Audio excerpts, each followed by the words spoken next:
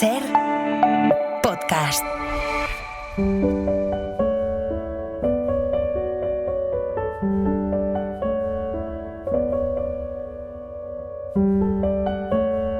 Un libro, una hora.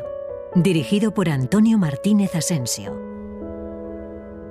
Bienvenidos a Un libro, una hora desde Zaragoza, donde les vamos a contar Dientes de leche de Ignacio Martínez de Pisón. Y lo vamos a hacer acompañados por el autor, que ha tenido la generosidad de aceptar nuestra invitación y que va a narrar con nosotros su novela. Además, nos acompañan Laura Carrero del Tío, Alberto Castrillo Ferrer y Eugenio Barona. Ignacio Martínez de Pisón nació en Zaragoza en 1960 y es uno de los autores más sólidos y con una obra más consolidada de la literatura española actual. Dientes de leche se publicó en 2008 y fue galardonada con el premio San Clemente y el premio Giuseppe Acerbi. Es una novela extraordinaria, tierna, divertida y emocionante que nos habla sobre una familia, sobre las mentiras que la destruyen y sobre los afectos que la construyen. Vamos allá. Entre las fotos que Juan Cameroni conservaba de su infancia, había una en la que aparecía junto al abuelo Raffaele. Sonrientes los dos, vestidos los dos con camisas negras, haciendo los dos el saludo fascista. ¿Cuántos años tenía entonces? Si tenía 4, la foto era de 1972. Si 5, de 1973. De lo que no había duda era de que la foto se había tomado un 2 de noviembre. Único día del año en el que abuelo y nieto se ponían sus uniformes de fascistas para acudir al homenaje a los italianos muertos en la guerra civil. Lo de vestirse de camisa negra responde a un capricho del abuelo, que a falta de un par de meses para la fecha del homenaje, empieza ya a insistir a Elisa, su nuera, para que le pruebe el uniforme al niño. Si se le ha quedado pequeño desde el último noviembre, el propio abuelo se apresura a acompañarle a una sastrería militar que hay en una bocacalle de la calle Don Jaime. Y siempre que Alberto, el padre de Juan, descubre el paquete de la sastrería militar, monta la bronca. Es mi padre, pero lo regalo. Se lo regalo a quien lo quiera. Voy a poner un anuncio en el periódico. No hay anuncios de gente que regala cachorros de perro y cosas así. Regalo padre en perfecto estado. El primero que venga se lo queda. Y que haga con él lo que le apetezca. Aunque seguro que mi padre acaba disfrazándolo de fascista llevándoselo a la mascarada esa. Raffaele es un fascista italiano establecido en Zaragoza al término de la guerra. Y sigue gritando en italiano cuando se enfada. Por nada del mundo piensa renunciar a la compañía de su nieto durante la celebración del homenaje. Su treta última es siempre la misma. Agarra a Juan, su nieto, por los hombros y le mira con fijeza a los ojos. Eres libre, Giovanni. Eres libre de venir o no venir. Si quieres vienes y si no, no. Tú decides. Que no se diga que te llevo a la fuerza. Te repito que eres libre. Absolutamente libre. ¿Quieres venir o no? ¿Quieres venir? Y el niño, por no contrariarle, hace un levísimo gesto que de inmediato es interpretado por el abuelo como un asentimiento. Elisa entonces le pone el uniforme a su hijo y en algún momento se las arregla para hacerle una foto junto a la cómoda del recibidor. La imagen del nieto y el abuelo vestidos de fascistas tiene algo de parodia, de una parodia involuntaria en la que un niño remeda la grandiosidad de los gestos de un viejo y la reduce a lo que de verdad es: simple y hueca afectación. Al sacrario militar italiano iban siempre en taxi. De hecho, Raffaele no cogía taxis más que cuando iba al sacrario. Llegaban media hora antes de que todo empezara, cuando allí solo estaban los policías municipales, la banda de músicos y un puñado de curiosos que intercambiaban comentarios sobre los uniformes de unos y otros. Pero esa media hora da para mucho. Da para que el abuelo evoque a sus compañeros caídos en combate y para que vuelva a contar alguna de sus viejas historias de la guerra y para lo más importante, cuando empieza a contar su historia, la historia de su hazaña, la del día en la que él, voluntario fascista Raffaele Cameroni, se había convertido en un héroe de guerra. Y a su nieto le gusta escucharla. Traga saliva en los momentos de tensión, arquea las cejas en los de incertidumbre y se entrega sin resistencia a la placentera sensación del enardecimiento. La reiteración no solo no le resta interés, sino que se lo añade. Incluso, año a año, la narración va desarrollando su propia liturgia. La delegación italiana llegaba hacia las 11:30 en un autobús con matrícula de Milán, y para entonces ya se había formado ante la entrada el pequeño comité de recepción. Y desde luego estaba el abuelo Raffaele, al que los otros reconocían cierta autoridad moral y que se apostaba ante la puerta del autobús para saludar uno por uno a los recién llegados. Era entonces cuando Juan, que no se separaba de él, aprovechaba para contar las medallas. Raffaele actúa como si fuera él el inspirador y responsable del homenaje a los caídos, del mausoleo en el que yacen sus restos y hasta de la misma intervención italiana en la Guerra Civil. Raffaele reúne en grupo a los que van por primera vez y los guía por el interior de la torre, donde los huesos de casi 3.000 soldados italianos permanecen enterrados. De vuelta al exterior, llama la atención sobre los detalles más puramente fascistas del conjunto arquitectónico. El acto oficial de bienvenida resulta muy vistoso, con la banda de cornetas y tambores interpretando una marcha militar junto al pórtico de la iglesia, los policías municipales montando guardia con el uniforme de gala y el casco de plumas, el embajador saliendo a recibir al alcalde, al capitán general, al arzobispo y al gobernador civil, y acompañándolos despacio hasta el mausoleo. Luego colocan las coronas y todos saludan brazo en alto, hasta Juan. Juan estaba seguro, tanto de haber querido al abuelo Raffaele como de haberse sabido querido por él.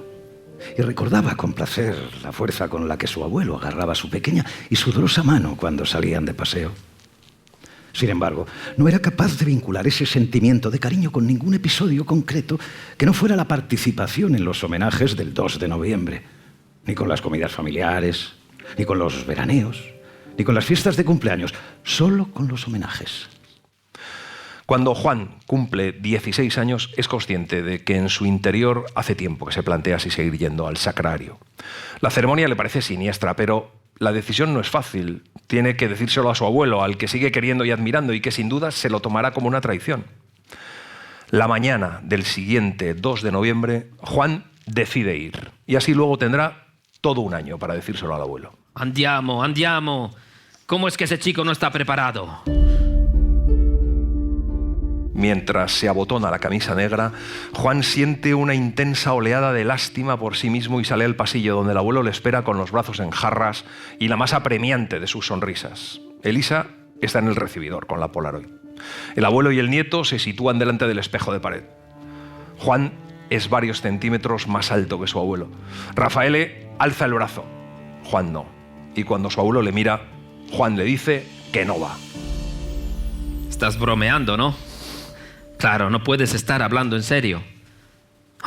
Este chico, qué sentido del humor. Dime que estás bromeando. Venga, dímelo. No me gusta este tipo de bromas. ¿Por qué te ríes de tu pobre abuelo? ¿Por qué? Sono Raffaele, el viejo Raffaele, tu abuelo. Y tú y yo vamos a acabar ahora mismo con esta broma y nos vamos a marchar juntos. ¿Verdad que sí? ¿Verdad que sí? Venga, levanta el brazo para la foto. Juan se mantiene inmóvil y callado. Elisa ayuda a su hijo y dice que si ha dicho que no va, es que no va. El abuelo se vuelve hacia Juan y le obliga a mirarle a los ojos. No le dice nada, pero en aquella mirada hay tanta decepción como reproche. Raffaele no era fascista en Italia, tampoco antifascista, claro.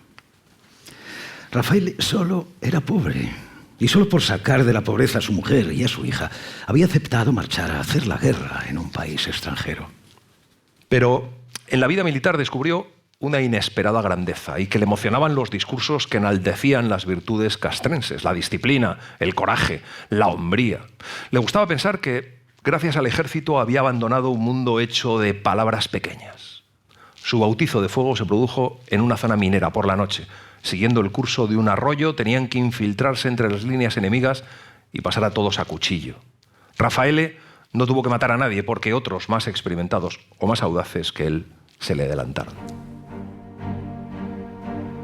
Parecía evidente que los valores de la civilización y el progreso estaban del lado de los suyos, y cuando Raffaele pensaba en los suyos, se refería exclusivamente a los italianos, o mejor dicho, a los fascistas italianos. Él mismo se consideraba ya un fascista, alguien con una idea de la misión que le correspondía cumplir. Y eso le hacía sentirse superior a quienes desconocían cuál era su misión en el mundo. Su adhesión al fascismo no solo dotó de sentido su vida de soldado, sino que extrajo de su interior virtudes de cuya existencia no tenía ninguna certeza. El valor, por ejemplo, el ardimento. Y es que Raffaele descubrió que tenía más valor que los demás. En la madrugada del tercer día de combates le hieren y se despierta en una camilla en el hospital de campaña. En el hospital de Zaragoza conoce a Isabelita. Raffaele no pretende ocultar la existencia de su familia italiana, pero extrañamente Isabelita da por sentada su soltería y él no encuentra la ocasión para deshacer el malentendido. Cuando sale del hospital, cada día va a verla a su casa. Cuando sus sentimientos se van fortaleciendo, empiezan las cautelas en sus referencias a su vida en Italia. Le sobrecoge la simple posibilidad de que ella acabe descubriendo la verdad. Isabelita no acababa de explicarse la atracción que Raffaele parecía sentir por ella, que seguramente se comportaba ante él como uno de esos personajes misteriosos de las novelas baratas. Al fin y al cabo, si ignoraba el secreto de Raffaele sobre su mujer y su hija, era en cambio muy consciente de su propio secreto.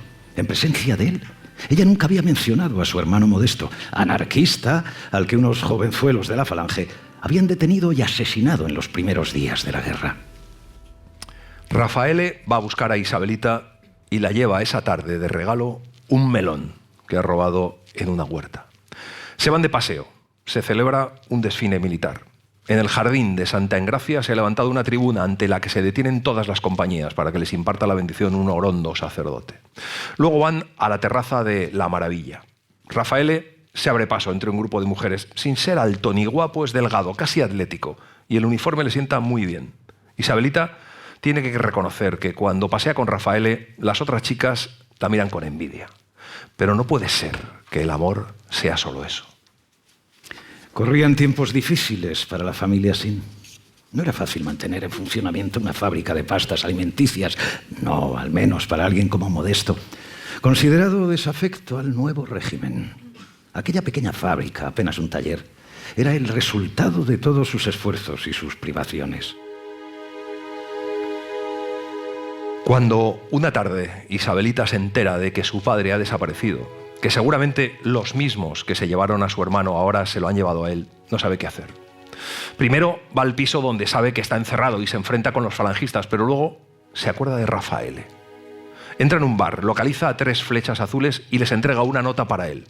Cuando la nota llega a manos de Raffaele, este acaba de recibir una orden de Roma por la que se le reconocen los méritos de guerra con el ascenso a sargento y la concesión de la medalla de bronce. Al día siguiente por la tarde, Isabelita ve desde su casa como un automóvil se detiene ante la puerta y del coche sale Raffaele. Isabelita echa entonces a correr hacia las escaleras y las baja a toda velocidad y en 2 zancadas cruza la calle y se planta delante del coche. Para Raffaele, la cosa ha sido tan fácil como llamar al piso de los falangistas y pronunciar el nombre de Modesto Asín. Isabelita no podía imaginar nada de eso. Y lo que veía era a Raffaele ayudando a salir del vehículo a un hombre de aspecto avejentado, con la cabeza al cero y moraduras en la cara. Era él, sí, era su padre. Y ella, temblorosa, corrió a abrazarse a él mientras sus hermanos pequeños los observaban a cierta distancia, abrumados por la gravedad de la escena, casi solemnes.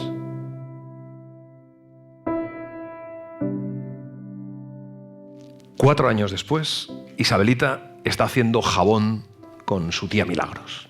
Desde hace 2 meses es madre. Su hijo se llama Rafael.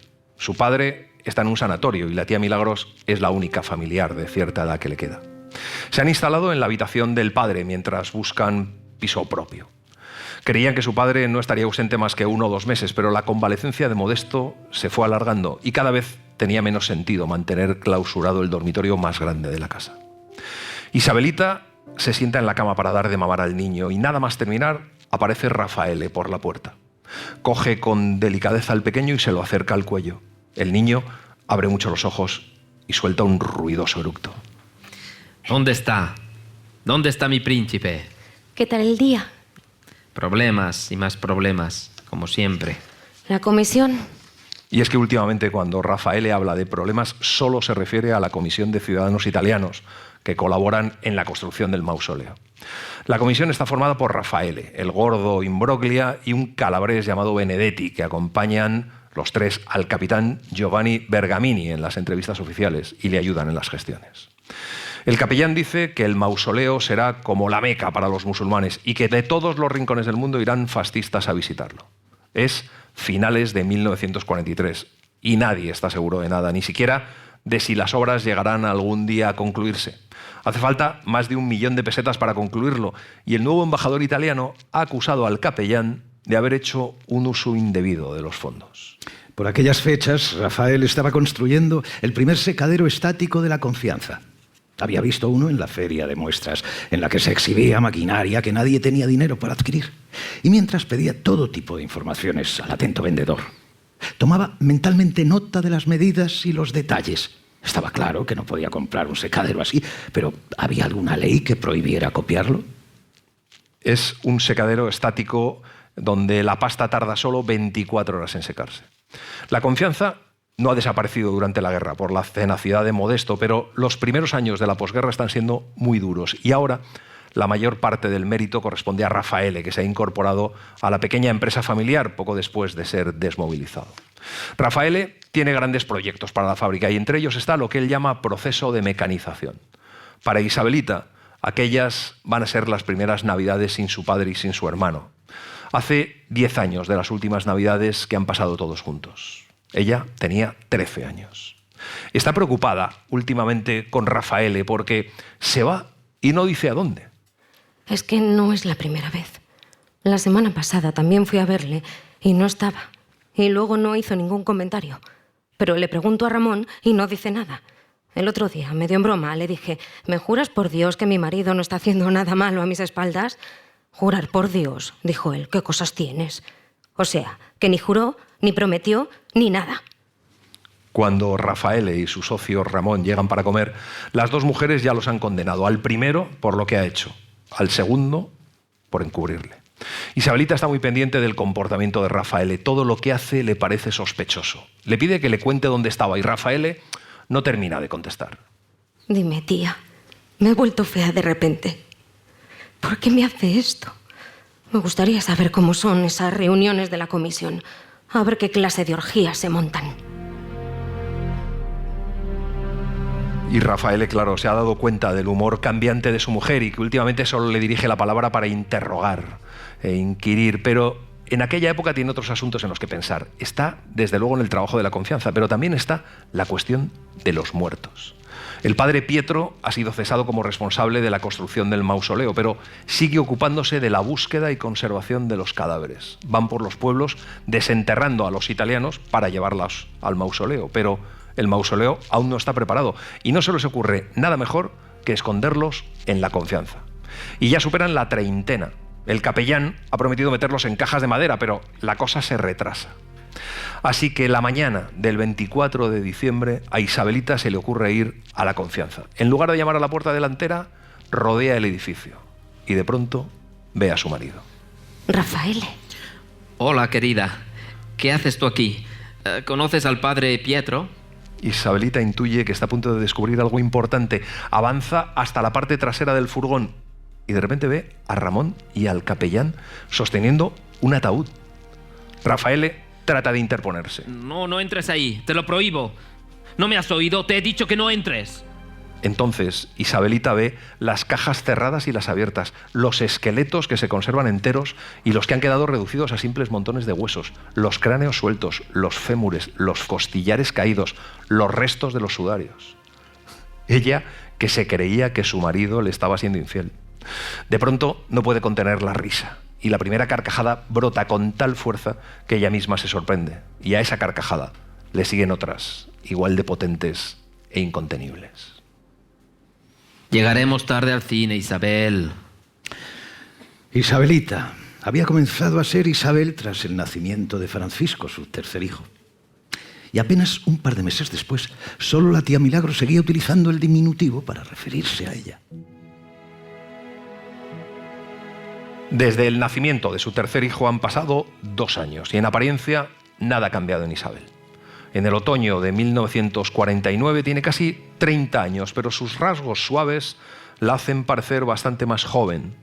A pesar de los embarazos, mantiene una bonita figura y una piel tersa y lozana. Se han comprado un piso a 200 metros de la calle Bolonia, que antes se llamaba del Arte, casi esquina con General Mola. Llegan al cine cuando ya han apagado las luces y se está proyectando El Nodo. El cine dorado se ha reinaugurado muy pocos días antes y su decoración vanguardista es objeto de debate entre los zaragozanos. A la salida, ambos se detienen ante una pared en la que está pintado algo que no saben identificar muy bien. ¿Es abstracta? Abstracta, mariconadas. Respuesta muy típica de Raffaele.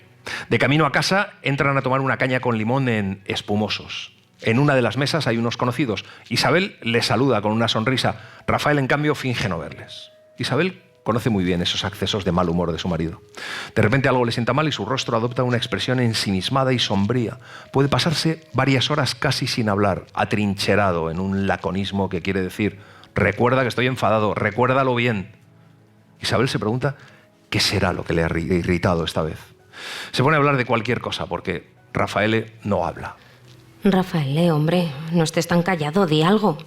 ¿Y qué quieres que diga? No sé, cualquier cosa. ¿Por qué nunca me contaste lo de tu hermano? Sabías que tarde o temprano me acabaría enterando. ¿Por qué tuve que enterarme de todo cuando los falangistas se llevaron a tu padre? Estábamos en guerra, Rafael, y yo... Ha pasado tanto tiempo. Tú no tienes la culpa de haber tenido un hermano así. No, claro que no. A cualquiera le puede ocurrir un hermano rojo, un anarquista. ¿Por qué entonces me lo ocultaste? Da lo mismo. ¿Cuánto le debo? Al día siguiente, el médico va a casa para echar un vistazo a las amígdalas de Rafael, que lleva unos días malo, el mayor, y ya de paso ve cómo está Alberto, el segundo, y al final examina a Francisco, que observa al médico con una sonrisa cándida. Cuando esa noche Rafael vuelve de la corrida, se encuentra a Isabel llorando junto a la cuna del pequeño Francisco. Isabel le cuenta entre sollozos que Francisco no es como los otros niños. Rafael le escucha solo a medias porque hace meses que lo sabe. Desde muy pequeño le ha recordado a Margherita, la povereta, la hija deficiente a la que abandonó en Italia. Y qué incómodo se sentía en presencia del pequeño. Qué inocentemente resucitaba en su interior recuerdos que había creído sepultados y le devolvía el sentimiento de culpa por su ya lejana traición. Rafael intenta consolar a Isabel, la abraza, le habla al oído y luego suelta un hondo suspiro junto al cuello de Isabel y, por paradójico que parezca, siente en el rostro la levísima pero inequívoca caricia de la felicidad.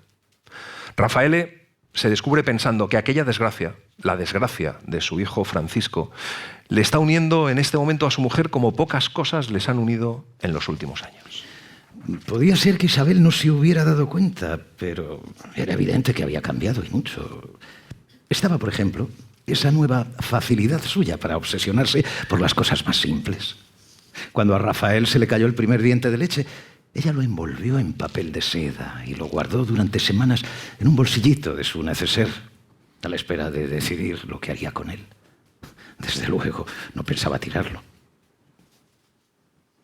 Tiene Isabel la sensación de que con los dientes de leche la vida y la muerte se saltan sus propias reglas, y esa excepción y esa rareza los hacen doblemente valiosos. Isabel, en el fondo, lo que le pasa es que se resiste a aceptar el paso del tiempo. Tal vez por eso cuida mucho la ropa y los muebles y lo guarda todo en cajas y en cajitas. Isabel se pegó un berrinche tremendo cuando se dio cuenta de que Rafael le había tirado los dientes de leche de Francisco cuando hicieron la mudanza. Rafael, en cambio, no le dio ninguna importancia. Desde hace algunas semanas, Isabel se da cuenta de que Rafael nunca hace el menor caso a Paquito, aunque pensándolo bien, tampoco recuerda que su comportamiento anterior haya sido muy distinto. Sea como sea, Isabel se ha acostumbrado a proporcionar a Paquito las dosis de cariño que no recibe de su padre. Los autobuses esperaban con las puertas abiertas y los motores en marcha. Delante de la Facultad de Medicina había una docena. Los demás estaban en la otra acera, la de Capitanía. La gente iba de un lado para otro buscando alguno en el que hubiera plazas libres. Los primeros autobuses cerraron las puertas y emprendieron la marcha. Y por un momento Rafael llegó a temer que se quedarían en tierra. Se volvió hacia Rafael y Alberto, que bostezaban y se frotaban los párpados. «No os preocupéis», les dijo, aunque el único preocupado era él. Rafaele ha cogido con sus 2 hijos mayores un autobús hacia Barcelona.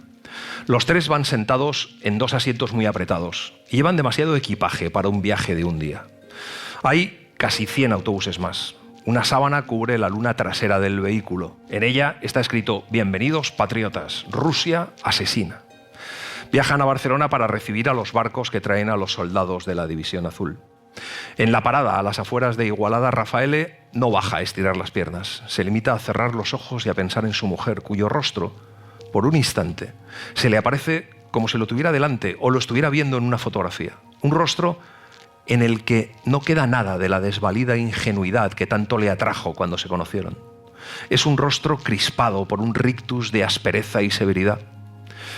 Y luego se le aparece con el aspecto lozano y candoroso, irresistible de cuando la vio por primera vez, 17 años antes. Tal vez su alma está tratando de transmitirle algún mensaje. Si de verdad tenía previsto escapar de su mujer y su casa, no había nada que esperar. No, desde luego, al autobús, que sencillamente volvería sin él y sin los niños. Y nadie les echaría de menos mientras ellos dieran los primeros pasos hacia su nueva vida. El problema era que Rafaele ya no tenía tan claro el verdadero propósito que esa misma mañana le había llevado a montar en un autobús y viajar hasta Barcelona. De hecho, recuerda el momento exacto en el que ha decidido abandonar a su mujer. Ha sido la tarde anterior, a la vuelta de la confianza, cuando en casa anunció que de madrugada viajaría con los niños para recibir al Semiramis. Rafaele tenía la sensación de que su mujer le llevaba la contraria sistemáticamente. Discutieron, además, cuando Rafael dijo que no se llevaría a Paquito.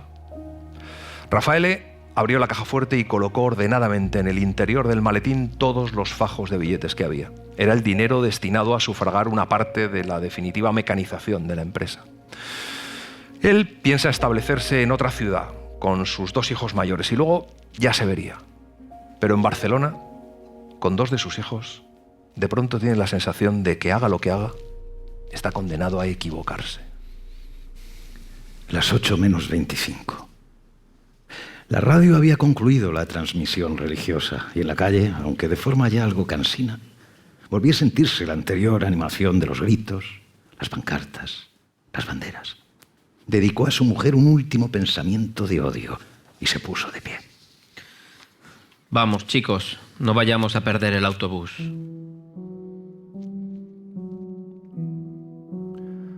En 1964, hace 2 años que Isabel se ha marchado de casa y su matrimonio se ha roto definitivamente.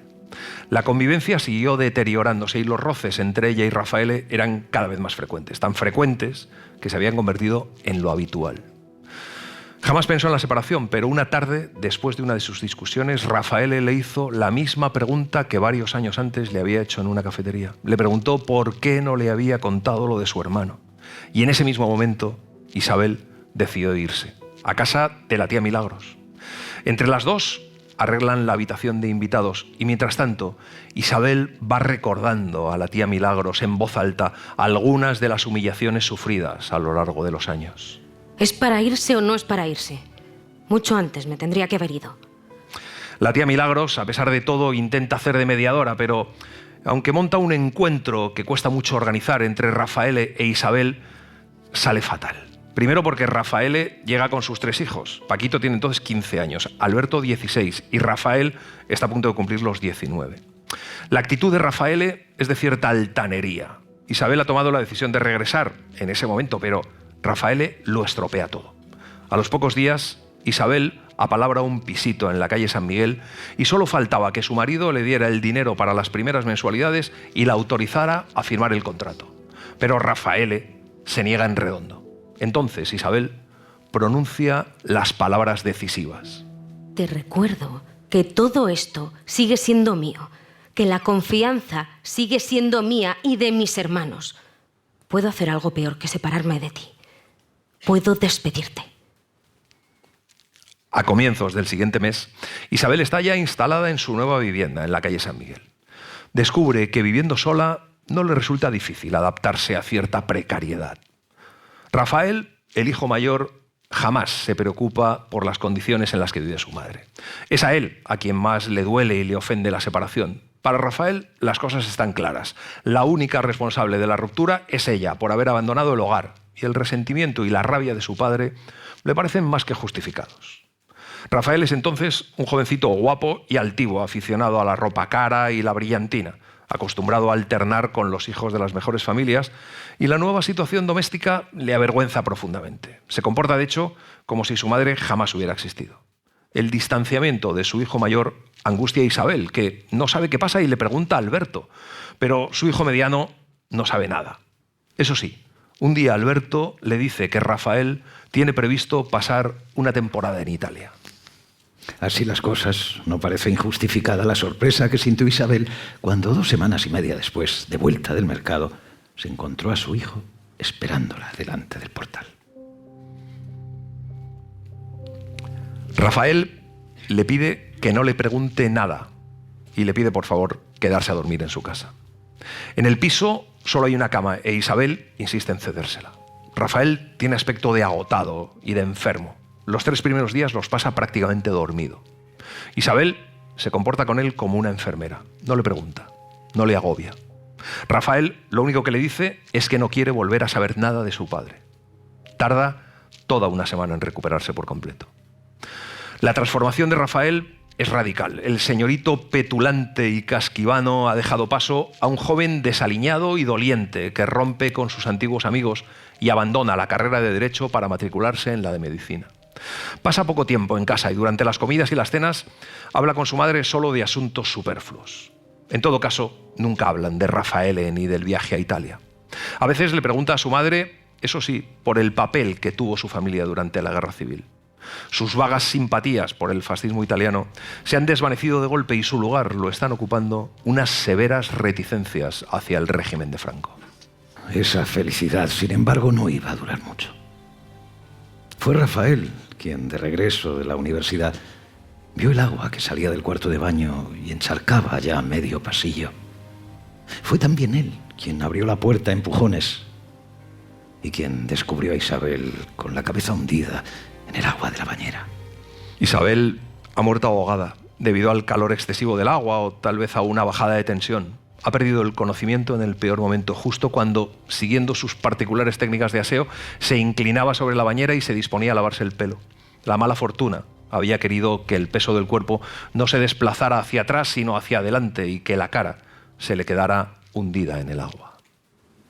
¿Qué era lo que había sucedido en Italia durante ese verano del 64? Pues algo tan sencillo y tan duro como que Rafael había descubierto a la familia de su padre, a su mujer y a su hermana discapacitada, igual que su hermano Francisco. En realidad, lo que Rafael reprocha a su padre no es su bigamia, tampoco que haya abandonado a una mujer y a una hija. Lo que le reprocha es que 30 años antes hubiera abandonado a su niña por ser discapacitada y que algún tiempo después hubiera discriminado a otro hijo suyo por el mismo motivo. Le enseñaron fotos en Italia que explicaban muchas cosas sobre el pasado de su padre, los misterios acerca de su origen y su pasado, pero sobre todo explicaban su constante, aunque nunca reconocida, hostilidad hacia Paquito. Rafael se dijo que tenía muchas más cosas en común con esas 2 mujeres que con su padre. Al fin y al cabo eran, como él mismo, víctimas inocentes.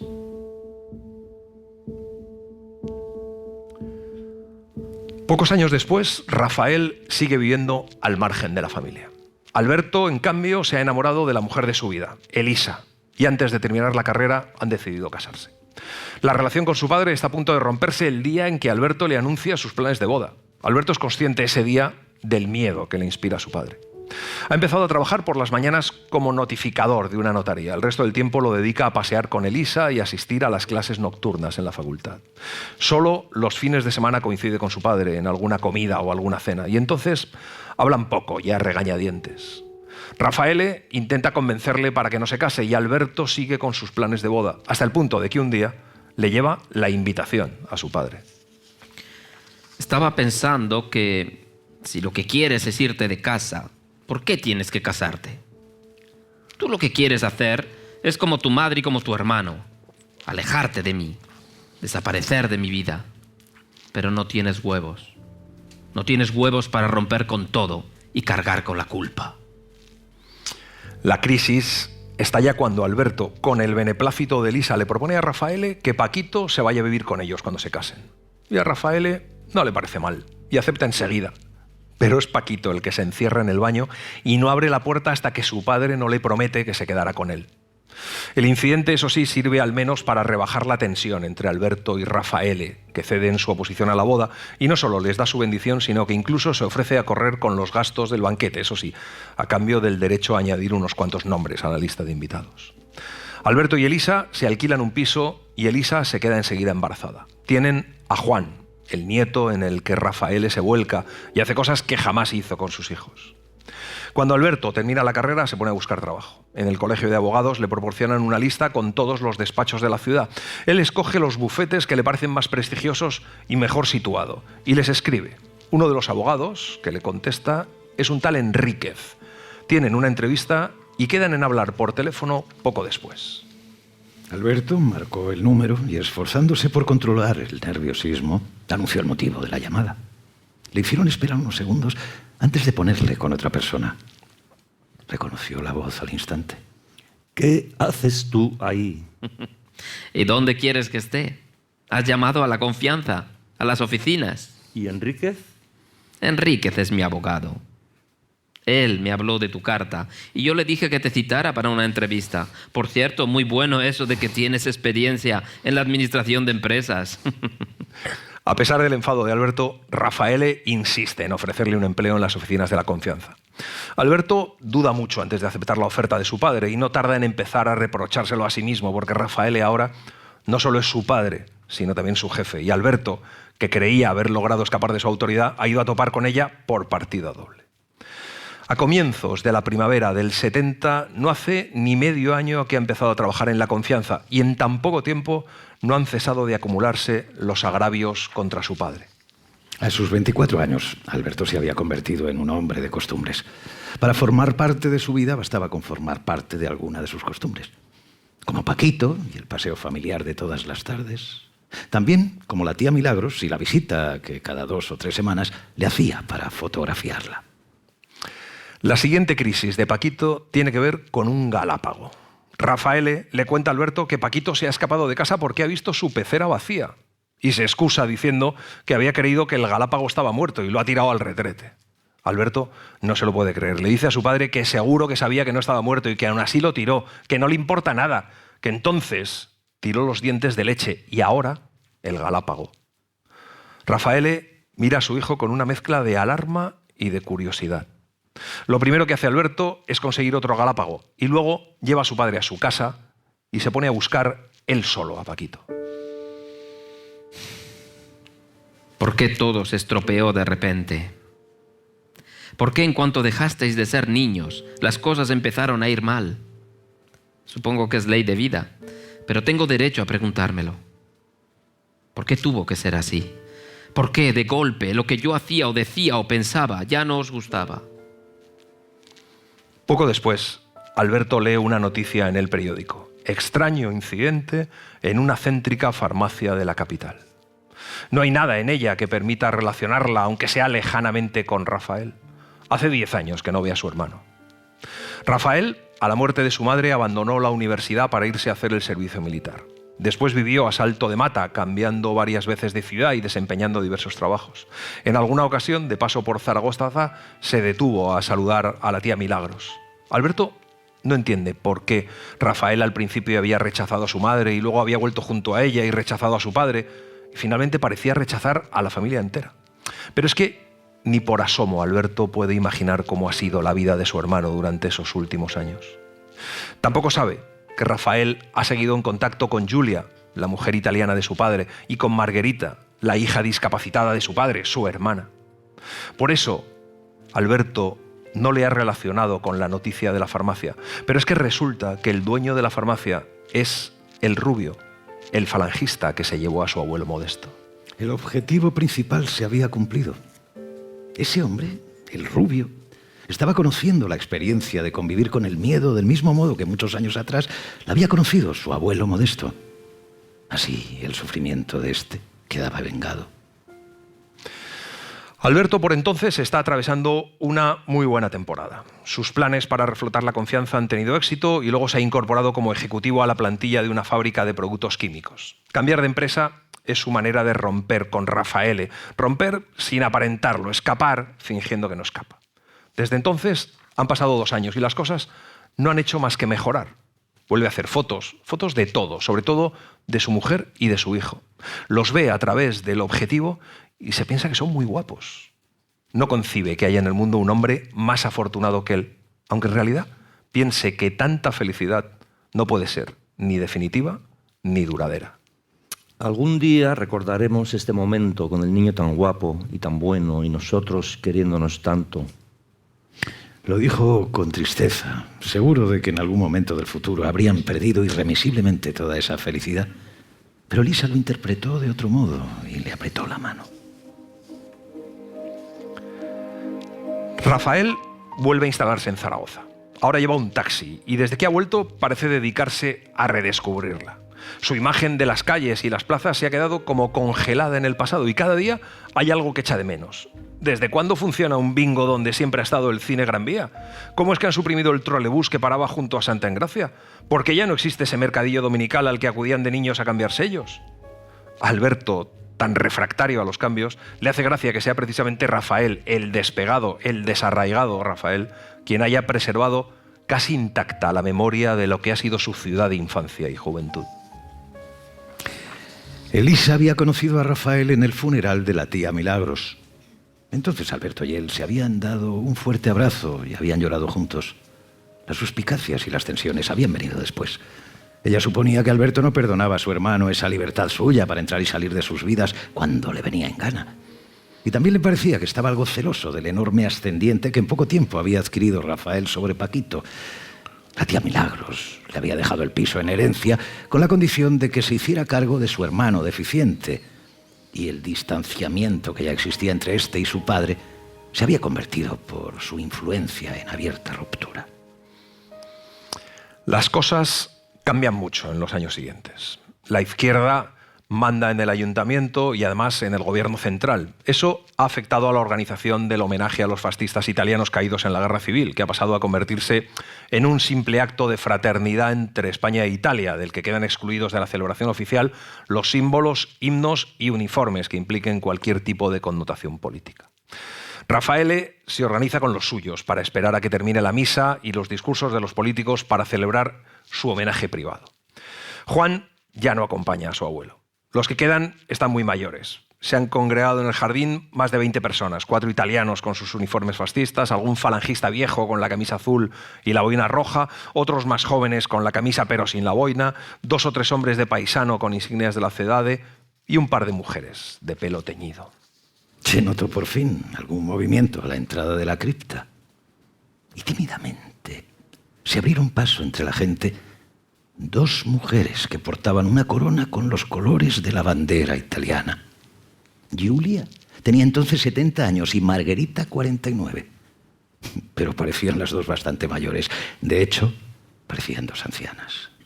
2 ancianas de pelo gris y ropa oscura que arrastraban sobre la alfombra los pies de gruesos tobillos. Raffaele contuvo el aliento cuando pasaron por delante de él sin mirarle. De vuelta a su sitio entre el público, la hija adelanta a la madre mientras ésta se detiene un instante, solo un instante, delante de Raffaele y le echa un vistazo, avergonzado y furtivo. Raffaele está a punto de derrumbarse, siente que le faltan las fuerzas y busca un punto de apoyo para no caerse. Acabada la ofrenda, Raffaele sale del sacrario. En cuanto llega al jardín, nota a su espalda la presencia de las 2 mujeres. Oye decir a Giulia: «Questo è il tuo babbo, Margherita. Este es tu papá, Margarita». Y Margherita dice: «Ciao, babbo». Sorprendentemente, ninguna de las 2 le habla en tono de acusación o de reproche. Al revés, están nerviosas y azoradas, como si fueran ellas las que tuvieran que pedir perdón por algo. Raffaele no sabe muy bien qué hacer. Giulia le dice, con los ojos humedecidos, que no ha cambiado nada, que sigue siendo el mismo de siempre. Y luego le señala a su hija y le dice que Margherita se ha convertido en una brava ragazza y Margherita con su aspecto de anciana prematura, gesticula como una jovencita. En la calle, Rafael y Paquito observaban la escena desde el interior del taxi. Aquel era el momento que Rafael llevaba años esperando, el gran momento de la venganza, el de la definitiva derrota de su padre, y no quería perderse el menor detalle. Pasan varias horas antes de que Alberto se entere de lo ocurrido. Rafael ha empezado a llamar por teléfono a las 2 de la tarde diciendo que tenía que hablar con Alberto, que quería ser él quien le explicara lo sucedido en el Sacrario. Ha llamado 5 o 6 veces, siempre igual de excitado. Pero Alberto, antes de llamar a su padre, decide hablar con su hermano Rafael. Y cuando va a verle, se encuentra allí a las 2 mujeres, sentadas delante del televisor. Y es entonces cuando Rafael le cuenta a su hermano la verdad. Le cuenta que Rafael estaba casado en Italia y Alberto se queda sin habla. Rafael le cuenta cómo en el verano de 1964 había encontrado a Giulia y a su hija en Lucca, y Alberto mira a unos y a otros con la expresión de quien está siendo objeto de una broma cruel, cada vez más desolado y más furioso. Reconstruía a retazos su vida junto a Rafael y la descubría basada en una inmensa mentira. No encontraba ya ningún atenuante para su condición de mal padre y peor marido. Todos los esfuerzos que había hecho por comprenderle o disculparle y todos sus pasados intentos de conquistar su afecto se volvían ahora contra Rafael y le condenaban de forma irremisible. De pronto suena el teléfono. Lo coge Paquito.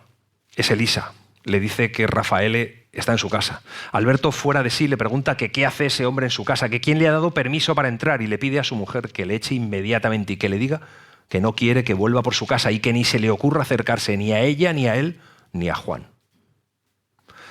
Cuando pasa el tiempo, Elisa le cuenta a Alberto que Rafael se hace el encontradizo con ella cuando va a la compra, que le pregunta qué puede hacer para arreglarlo, pero es muy complicado.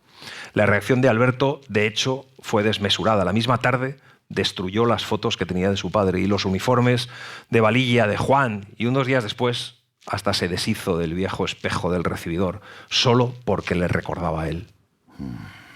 Era cierto que Rafael estaba deshecho. La primera semana, por miedo a que sus hijos o las 2 mujeres aparecieran, se había encerrado en el piso de la calle Bolonia y no abría la puerta ni contestaba las llamadas. De vez en cuando telefoneaba a La Confianza, que ahora se llamaba Aliconsa, para decir que tenía la gripe y que todos sus compromisos quedaban aplazados hasta que estuviera restablecido. Rafael llega incluso a desentenderse de la marcha de la empresa. Necesita lavar su conciencia sincerándose con alguien de la familia y, por supuesto, sus 3 hijos están descartados. También descarta a Juan, al que varias veces a la salida del colegio está a punto de abordar y siempre en el último momento le falta valor para hacerlo. Su única esperanza es Elisa. Se acostumbra a montar discretamente guardia junto a las tiendas de su calle y cada vez que la ve aparecer con el carrito de la compra, el corazón le da un vuelco. Elisa, por favor. Solo quiero que sepas que haría lo que fuera con tal de arreglar las cosas. Estoy muy arrepentido. Ese primer día se sientan a tomar un café y Rafael al fin puede explicarse. ¿Qué os creéis? ¿Que fue premeditado? ¿Que me vine a España con la idea de librarme de ellas? No. Yo vine aquí a ganar dinero para mantenerlas. Pero entre tanto conocí a Isabelita, nos enamoramos. Ahora todas las parejas se rompen y nadie se lo echa en cara. Pero en aquella época no existía el divorcio. Me odiarían menos mis hijos si en vez de abandonar a Giulia me hubiera divorciado de ella. Pues las cosas no son tan distintas. Desde aquel día, Rafael se ve con ella todas las semanas, siempre a la misma hora, siempre en el mismo bar. Y se establece entre ellos una corriente de confianza y complicidad. Rafael fantasea con la posibilidad de acabar poniendo orden en su vida. Y al final, Elisa intenta mediar, pero Alberto pone el grito en el cielo al enterarse de que ella y Rafael se ven todas las semanas. De hecho, tienen una fortísima discusión y Elisa, por primera vez en su vida, ve a su marido como un hombre mezquino y cruel. Rafael no sabe qué hacer. Incluso un día se presenta en una comisaría para que le detengan por bígamo y al final termina firmando unos poderes en favor de Alberto, renunciando a la dirección de la empresa familiar. A partir de entonces todos viven como si Rafael no existiera y eso a veces es difícil. Esa Navidad, Alberto organiza una comida familiar en el mismo restaurante en el que su madre había celebrado las 2 últimas Navidades de su vida. Es el domingo 25 de diciembre de 1983. El restaurante sigue estando en uno de los salones del primer piso. Antes de comer, se dan los regalos. Durante la comida se esforzó por sostener una alegría más bien artificial, pero es cierto que en general todo transcurría con normalidad. A la hora de los postres pidió champán y 5 copas. Con 15 años, a Juan no le pasaría nada por dar un sorbo. Pero de pronto, un camarero les dice que una persona pregunta por ellos, que no ha querido entrar, que está en la calle. Todos se miran en silencio. Juan corre hacia el balcón y ve a su abuelo. Alberto, con expresión desolada, se vuelve hacia Elisa. Ella hace un lento gesto de asentimiento y le confiesa que Rafaele le llamó y ella le dijo que comerían allí. Luego, Elisa se va junto a su hijo, que está ya abriendo el balcón. Llaman a Rafaele, que como si anticipara el reingreso en su antigua vida, empieza hablando en italiano. Solo sono venuto per dirti ciao. Os he traído las llaves de mi piso. Haced con el piso lo que queráis. Yo no pienso volver. Por primera vez en mucho tiempo tengo la sensación de estar haciendo lo que debo.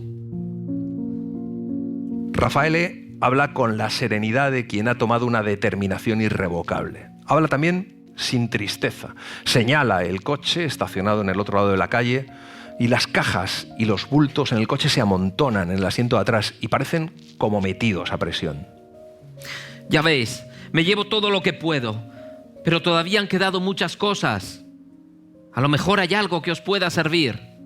Juan le dice que su padre no les dejaría coger nada suyo. Pero solo es tu padre y yo soy tu abuelo. Recuérdalo, Giovanni. Pase lo que pase, siempre seré tu abuelo. La conversación resulta perfectamente audible desde el interior. Alberto contiene el aliento y se vuelve hacia Rafael, que rehúye su mirada. Están ahí, ¿no? Están ahí los tres. Supongo que no querrán asomarse. Bueno, ya da lo mismo. Decidles que les mando un abrazo. Me espera un largo viaje. Juan le dice a su abuelo que seguro que Alberto y Rafael siguen pensando que todo esto es una comedieta suya y que lo seguirán pensando cuando se haya ido. Así que le pide que se quede y se olvide de sus hijos, que les tiene a ellos. Y Elisa confirma que sí, que les tiene a ellos dos. Rafael sonríe conmovido y niega con la cabeza. ¿Y Julia? ¿Y Margarita? Estoy en deuda con ellas. Las he tenido abandonadas demasiado tiempo. Ya va siendo hora de que me ocupe un poco de ellas. Al fin y al cabo, nunca han dejado de ser mi mujer y mi hija. Mi familia. Juan se agacha y alarga el brazo entre los barrotes. Su abuelo le agarra la mano con fuerza. Algunos clientes del restaurante siguen la escena con curiosidad. Rafael hace un gesto de fastidio y pide que cierren la ventana. Elisa vuelve junto a Alberto, pero no se sienta. Se la nota incapaz de contener su irritación. Le pregunta a su marido si piensa quedarse ahí parado sin hacer nada. ¿Qué quieres que haga? Ya le has oído. Se vuelve con su mujer y con su hija. Se vuelve con su familia. Y entonces ocurre lo que nadie esperaba. Paquito, que hasta ese momento ha permanecido inmóvil y en silencio, ajeno a cuanto ocurría, se levanta de golpe y echa a correr hacia el balcón. Sus gritos suenan desgarradores mientras pregunta a su padre que ¿y él qué? Que si él no es su hijo, que si él no es su familia. Todo el mundo en el restaurante se vuelve a mirar y los camareros se acercan pidiendo calma con las manos. Rafael deja caer la cucharilla sobre la mesa mientras dice que ya está la familia Cameroni montando el numerito. Pero Paquito está ya en el balcón y sigue gritando entre sollozos y preguntando si es que ha dejado de ser su hijo y diciéndole a Rafael que él nunca dejará de ser su padre. El maître se acercaba con expresión de alarma desde el otro extremo del salón. A esas alturas nadie podía comportarse como si nada estuviera pasando. Pero la agitación fue mayor cuando Paquito se encaramó a la barandilla y, apartando con torpeza las manos de Elisa y Juan, se descolgó hasta la calle. Entonces fueron muchos los comensales que, ahogando un grito, se pusieron de pie y acudieron a los otros balcones. El maître se desgañita tratando de poner orden. La gente va de aquí para allá con la servilleta en la mano y los gritos de Paquito no dejan de oírse por encima del ruido de la vajilla, las sillas, los pasos, mientras le dice a su padre que no puede irse y que si se va, le tiene que llevar con él. Los balcones del restaurante están ya llenos de gente cuando Rafael, emocionado, abre los brazos. Paquito, hijo mío. Y todos son testigos del largo abrazo entre el padre y el hijo, golpeándose las espaldas con las manos bien abiertas, llorando cada uno en el hombro del otro. Todos son testigos de eso, menos Rafael y Alberto, que siguen en sus sillas, con aire derrotado y la mirada fija en las copas de champán. Alberto echó una ojeada a las sillas vacías y a las mesas, con los platos dejados a medias y los cubiertos abandonados de cualquier manera, con los cafés enfriándose en las tazas y los helados derritiéndose despacio, con los vasos y las botellas sin terminar. Dio por fin un sorbo a su copa de champán y se sintió solo. Irremediablemente solo.